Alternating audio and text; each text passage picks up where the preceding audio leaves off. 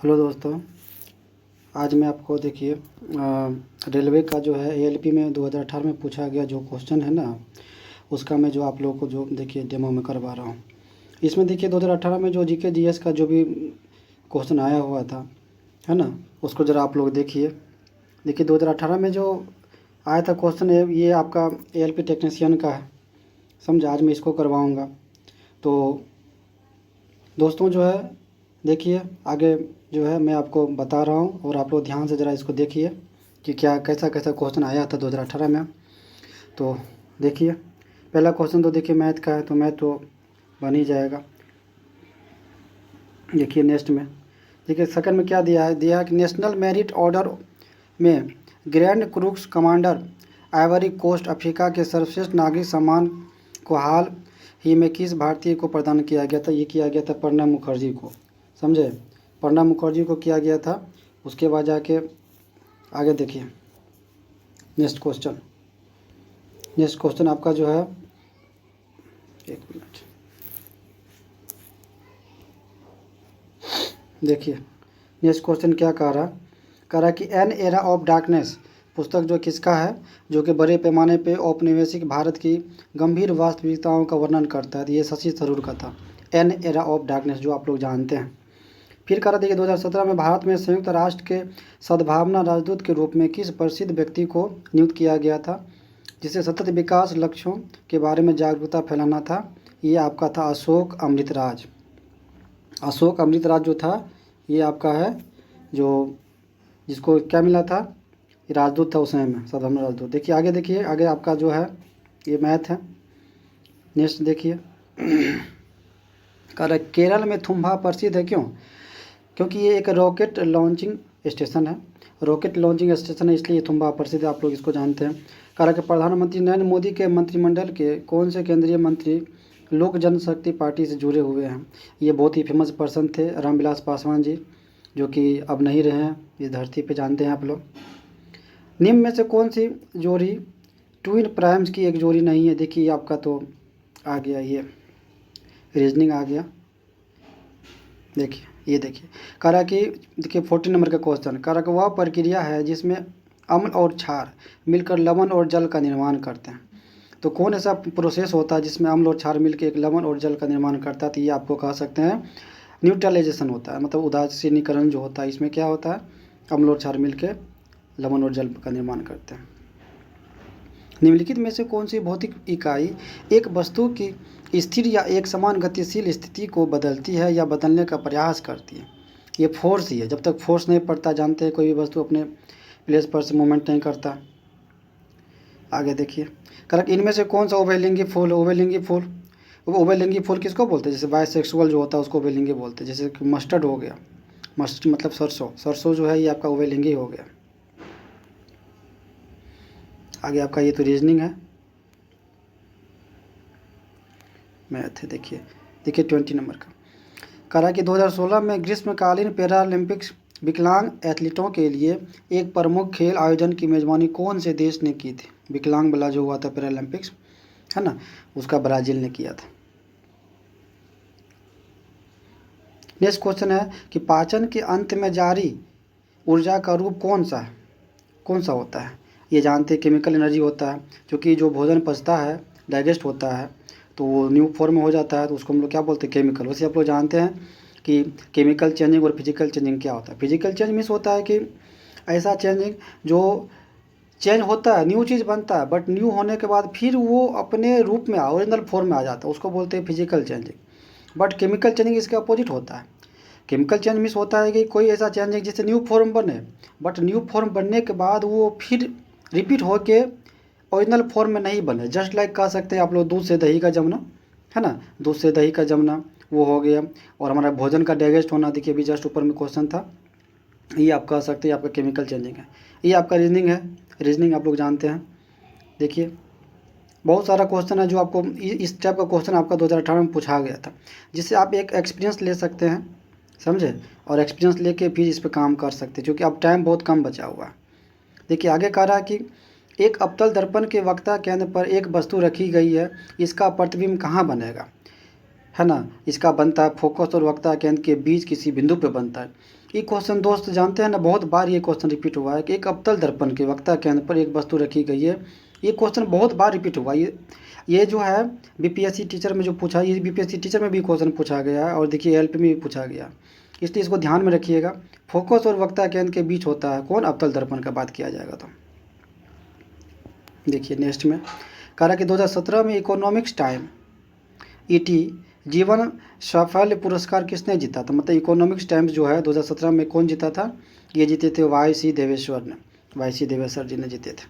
कह रहा है कि ESPN वर्ल्ड फेम 100 सूची बनाने के लिए ESPN वार्षिक तौर पर विश्व के 100 अति प्रसिद्ध सक्रिय जो एक्टिव खिलाड़ी होते हैं, एक्टिव खिलाड़ियों को सूचीबद्ध करता है। 2017 में किस भारतीय खिलाड़ी को इसमें हाई रैंक मिला हुआ था, उच्चतम रैंक मिला था, तो ये आपका जानवे करते विराट कोहली, रन मशीन जिसको बोलते हैं। चलिए आगे देखिए दोस्तों, ये आपका रीजनिंग है, ये आपका मैथ है, ये आपका देखिए साइंस में हो गया।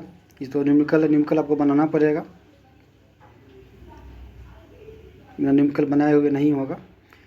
ये देखिए कहा कि 2017 में प्रकाशित भारतीय अंग्रेजी उपन्यास नो अदर वर्ल्ड का लेखक कौन है। नो अदर वर्ल्ड का लेखक है राहुल मेहता। राहुल मेहता जी कौन है, नो अदर वर्ल्ड के राइटर है। ये देखिए ये इस तरह का भी क्वेश्चन आता है, ये पूर्व अवधारणा वाला भी क्वेश्चन आता है, ये स्टेटमेंट वाला क्वेश्चन आता है। इसको थोड़ा सा आप लोग ध्यान से देखिएगा, ये आपको एक या दो क्वेश्चन या फिर इससे ज़्यादा भी हो सकता है। जैसे कह रहा है कि शीर्ष की एक टेलीविज़न कंपनी ने अपने नए लेड टीवी उत्पाद पर 50% तक का छूट देने का ऐलान किया। समझ गए, 50% छूट दे रहा है, जो एक हाई क्वालिटी का जो टेलीविज़न कंपनी है वो दे रहा है, वो भी LED का। अब आगे कह रहा है कि इसका देखिए पूर्व धारणा क्या कह रहा है कि कह रहा है कि लेड टीवी की बिक्री बढ़ सकता है, कंपनी लेड टीवी की शीर्ष विक्रेता बन जाएगी। मतलब देखिए क्या कह रहा है, कंपनी जो है कंपनी LED टीवी की शीर्ष विक्रेता बन जाएगी, कोई ज़रूरी नहीं है। देखिए इसको समझिए ज़रा ध्यान से कि इसको मैं समझा रहा हूँ। देखिए कह रहा कि शीर्ष एक टेलीविज़न कंपनी ने अपने नए LED टीवी उत्पाद पर 50% तक छूट दे रहा। अगर कोई भी कंपनी डिस्काउंट करता है तो डिस्काउंट करने के बाद क्या होगा, उसका 100% श्योर है कि उसका बिक्री बढ़ जाएगा। जैसे कि धनतेरस में आप लोग देखते हैं, दीपावली में धनतेरस होता है तो उस क्या होता है उसमें कि बहुत सारे जो हमारे ऑब्जेक्ट है, कोई भी सामान होता है, उसका जो क्या होता है उसको डिस्काउंट कर दिया जाता है। समझ गए ना, जिसके कारण से क्या होता है कि बहुत सारे गाड़ी वाड़ी जो होता है, टीवी भी जो होता है, बहुत ज़्यादा मतलब बिक्री होता है। तो अब ऐसा थोड़े कि ज़्यादा मतलब बिक्री होता है तो इसको आप कहिएगा कि जो जिस कंपनी का बिक्री हो रहा है वो कंपनी जो है सबसे हाई क्वालिटी पे पहुंच जाएगा, ऐसा कोई ज़रूरी नहीं है। यहाँ पे कस्टमर क्या करते हैं, वो देखते हैं कि किस चीज़ पर ज़्यादा डिस्काउंट मिला हुआ। तो आपका कह सकते हैं इस ऑप्शन में से आपका जो पूर्व धारणा जो पहला वाला सही है, दूसरा वाला जो गलत है, समझे, यही होगा आपका। सिर्फ पूर्व धारणा 1 अंतर्हित है, दूसरा वाला जो है इससे कोई मैटर नहीं है, ये कोई डिफिनेट नहीं है कि उसका वो हाई क्वालिटी का जो है कंपनी बन ही जाएगा। वो डिपेंड करता है आपके वो क्वालिटी पे, अब क्वालिटी किस तरह का क्वालिटी यूज़ हो रहा है, समझ गए ना, तब जाके वो हाई क्वालिटी का कंपनी बनेगा। आगे देखिए ये आपका रीजनिंग है, ये आपका देखिए मैथ दे दिया है। ये देखिए कह रहा कि गेंद को छीनने की कला, छापामार, गेंदबाज, प्रतिरक्षक, इस सब में से कह रहा है कि अलग कौन है। ये भी आपका रीजनिंग का है, तो इसमें आप कह सकते हैं गेंदबाज आपका जो है अलग हो जाएगा। देखिए क्या कह रहा है, इथेनॉल का डैश के लिए विकृतीकरण होता है। इथेनॉल जो होता है किसके लिए, इसका विकृतीकरण होता है, इसे पीने के लिए अनुपयुक्त बनाने के लिए इथेनॉल का जो यूज होता है उसको विकृत किया जाता है, उसको है ना अप्रोप्रिएट किया जाता है, मोस्ट अप्रोप्रिएट कह सकते हैं इथेनॉल को जो किया जाता है। क्यों किया जाता है, क्योंकि उसको जो होता है make it unsuitable for drinking, क्योंकि इसे पीने के लिए अनुपयुक्त बनाने के लिए, समझ गए ना। आगे देखिए कह रहा कि मैगास्नीज भारत आने वाले सबसे शुरुआती खोजकर्ता में से एक था। उसका संबंध किस देश, मैगास्नीज जो है ये आप लोग जानते हैं, ये कहाँ के थे, ग्रीस के थे। निम्नलिखित में से कौन सा बाईं से दाईं मतलब लेफ्ट टू राइट और जाने पर परमाणु संख्या में वृद्धि के अनुसार सही जोड़ी है। लेफ्ट टू राइट आप लोग जानते हैं बेरियम और बोरॉन होता है, समझे। लेफ्ट टू राइट में किसका होता है, बेरियम और बोरॉन का होता है। एक सांद्र अम्ल को तनु करने के लिए हमें क्या करना चाहिए। एक अगर सांद्र है तो कह रहा है for dilution of a concentrated acid we should add, इसमें आपका हो जाएगा सांद्र अम्ल में पानी। मतलब ये कह रहा है कि एक सांद्र अम्ल को तनु करने के लिए हमें क्या करना चाहिए, इसमें आपको क्या करना पड़ेगा, सांद्र अम्ल में पानी मिलाना पड़ेगा। देखिए फिर स्टेटमेंट आ गया।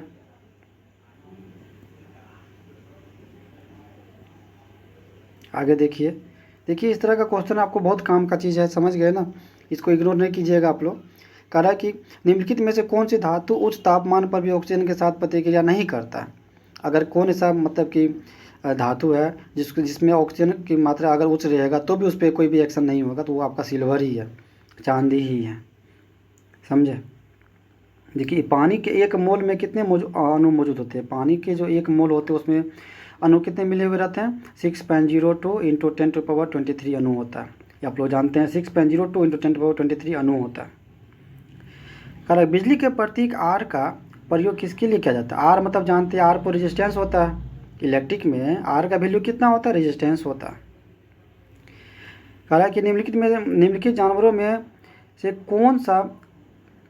कौन सा जो है प्लास्टिक नहीं है, मतलब प्लास्टिक नहीं है, तो ये आपका हो जाएगा जेली फिश जो है ना, ये प्लास्टिक नहीं है। मतलब कौन कौन है, केचुआ है, एस्कैरिस है और प्लेनेरिया है। कौन नहीं है, जेली फिश नहीं है।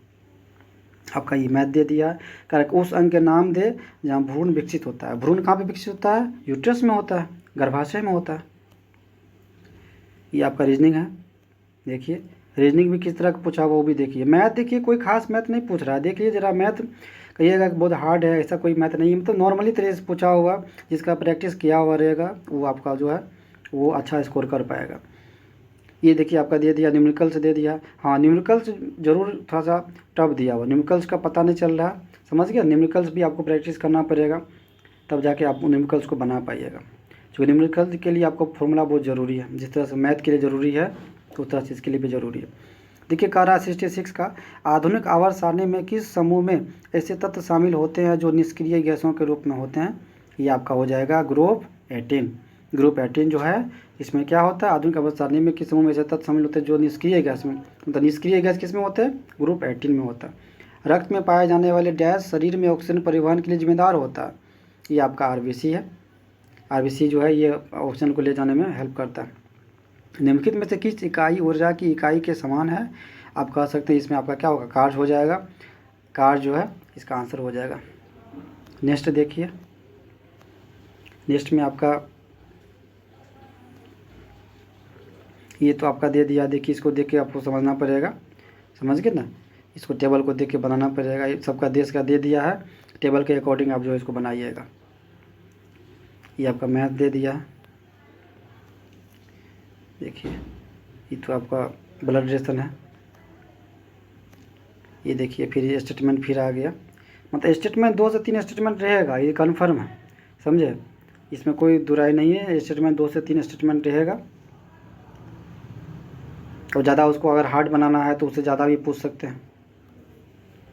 देखिए रीजनिंग है, आप समझ सकते हैं कि जो मैं करवा रहा हूँ ये मेरा पर्पस बस एक ही है कि आप इस क्वेश्चन को मतलब देखिए कि किस टाइप का क्वेश्चन आया हुआ, एएलपी में किस तरह का क्वेश्चन आया हुआ। क्योंकि हम देख रहे हैं आजकल कि बहुत ज़्यादा मतलब जो सेट भी कोई आ रहा है तो बहुत ज़्यादा मतलब हार्ड पूछ रहा है सेट।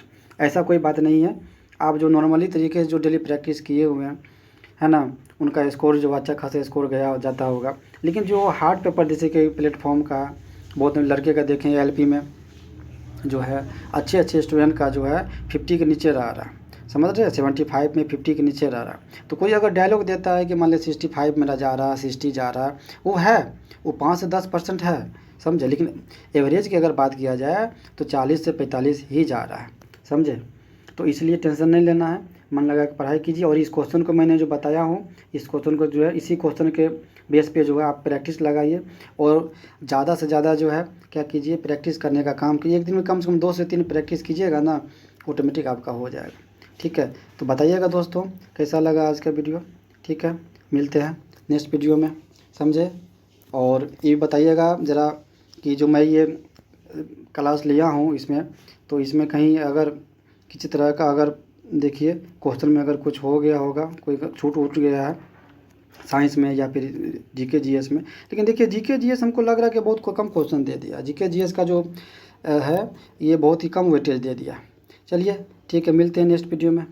ठीक है, थैंक यू, मस्त रहिए, पढ़ते रहिए।